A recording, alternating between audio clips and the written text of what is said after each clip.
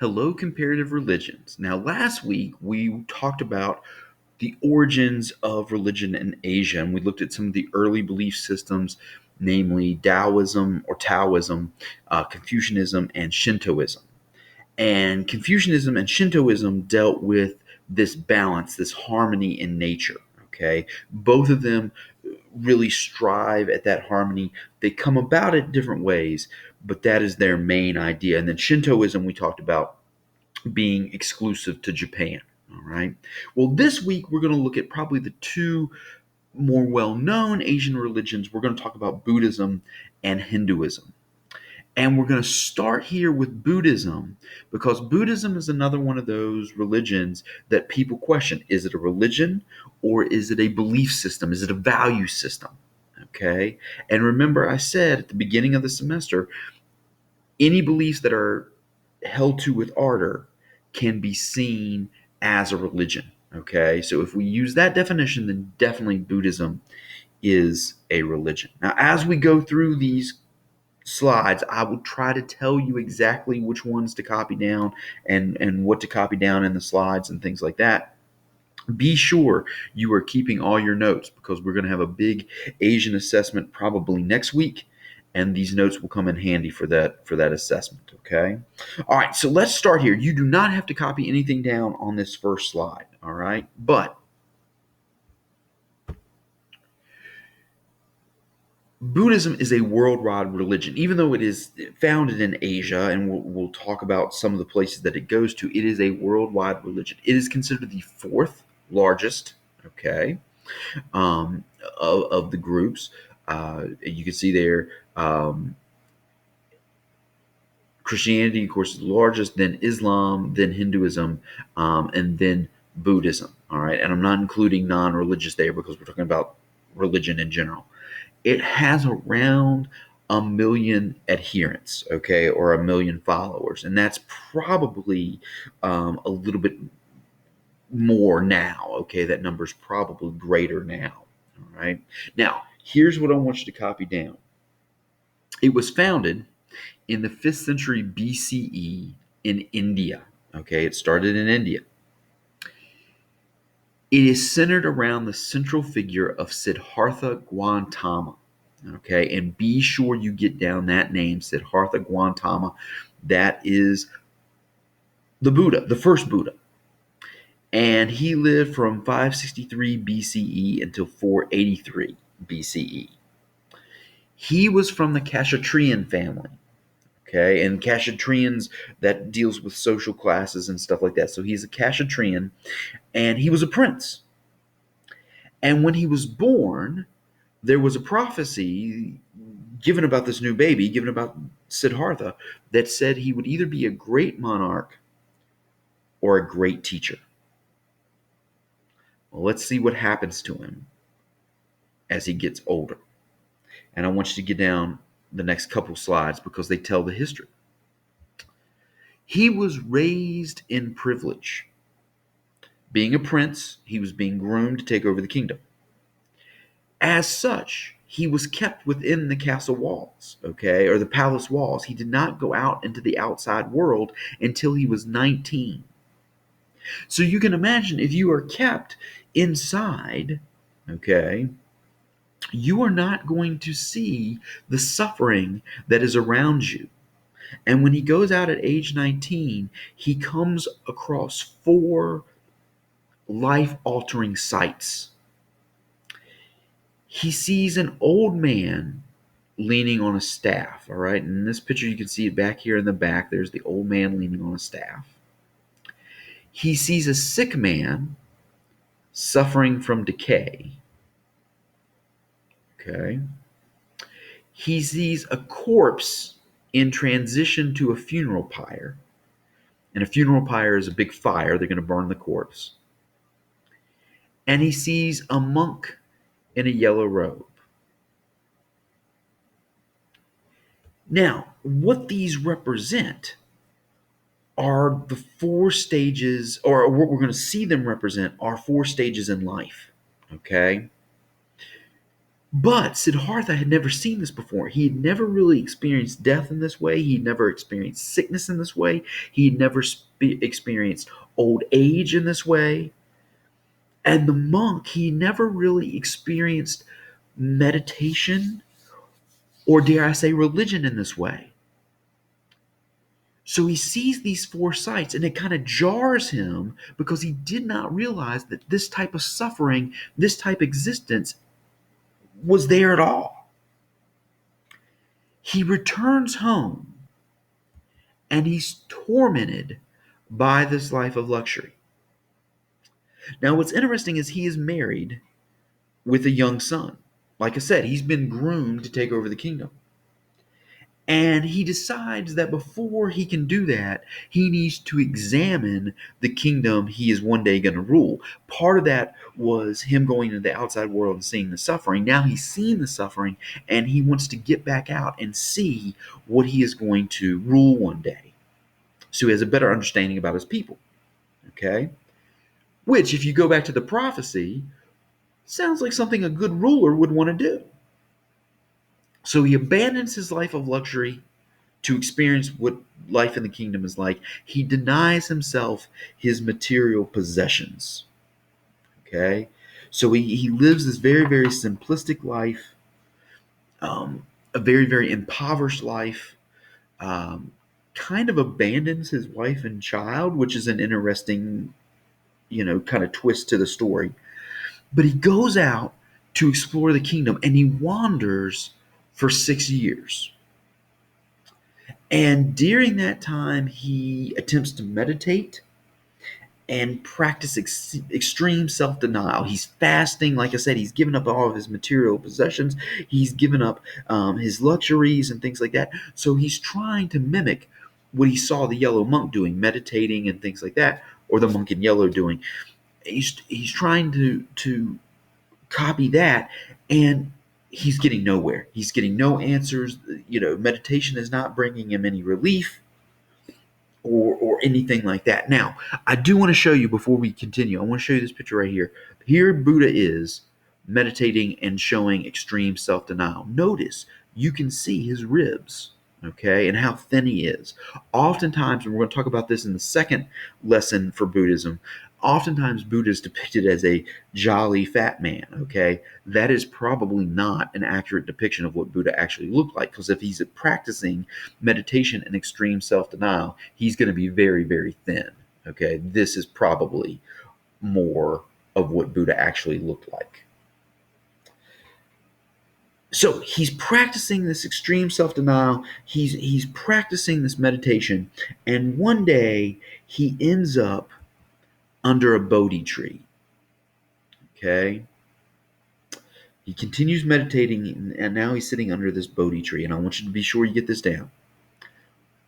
While he is meditating, he is tempted by the demon Mara. And Mara comes and tempts him 3 times. The first time, he whispers in his ear about a revolt at home. And this is attacking a human sense of vengeance, okay? Because what the demon hopes is that Buddha will break, or Siddhartha will break the meditation and rush home to try to put down the revolt, okay? That he wants to get revenge on those that are revolting, okay? And Buddha doesn't. Then Mara sends 3 goddesses, 3 lovely ladies, okay, to tempt him and to seduce him, again, hoping he's going to break the meditation. And he doesn't. It doesn't work. And then finally, Mara sends a bunch of demons at him and sends these demonic visions into his head, which represents fear. And again, Buddha does not, or Siddhartha does not succumb. Okay? Now, just as a side note, in other religions, we see a temptation of a central figure. Okay? If you go to Christianity, Christ was also tempted, okay, in the wilderness. And Christ was tempted 3 times in the wilderness by Satan, okay? And Christ did not succumb to those temptations either. Well, neither does Siddhartha. He rejects them all, And after the temptations, when he wakes up, he claims to have discovered the truth behind the elimination of all suffering. And now, once he has discovered this truth, he has become enlightened. And this is when he becomes the Buddha. Okay, so I was having trouble. I really should have referred to him as Siddhartha with the last slide. But it is while he is meditating under this Bodhi tree and overcoming these temptations, this is what leads him to enlightenment, and this is what leads him to become the Buddha. Now, after he's discovered this truth, of course, if you discover this truth, you want to share it with others. So he heads back to his home, okay, and gathers his former companions and former friends around him. And he begins to talk about the Dharma. And be sure you get that term down. Dharma means cosmic truth. Now, the Dharma, okay, is supposed to help us eliminate suffering. And we're going to talk more about that in the second presentation as well. This first core group of believers, or first core group of followers, is known as the Sangha. Okay, it's a monastic order. And they are special because they are the first. Now, it's a very, very close group. It's a very, very small group. But that number over time is going to grow to about 60. And they're called the Arhats, all right? Or the Arhats, all right? And in Christianity, again, okay, so you've got this core group of apostles. Those were the ones that actually had contact with Christ. Then those apostles go out and spread the word, and they convert others, and they become disciples. That's kind of what we're seeing here. You have the Sangha, which is this close-knit group of believers, the first group, the ones that have direct touching with the Buddha. And then they go out and they spread it to these other preferred disciples, the Arhats, okay, who then go out and spread the religion throughout India. And Buddha is going to die after 45 years of training monks. Okay, he's going to die after 45 years of training monks.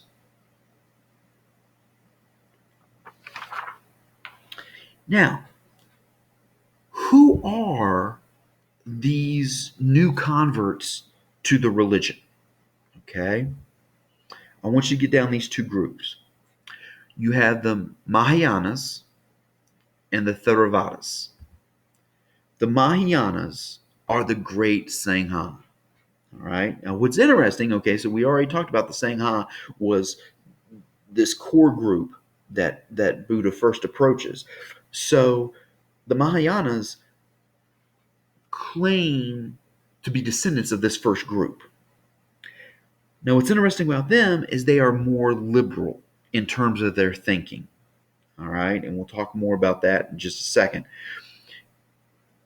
What they have determined, or where they are headed, is they begin to see divine qualities in Buddha, which is interesting. Buddha never claims to be a god. In fact, based on what I've read and what we've talked about earlier here, I think Buddha would shy away from these divine qualities. Okay, he was a regular man. I mean, yes, he was a prince, but he was a regular person. He meditated. He discovered this enlightenment, and everybody can discover this enlightenment.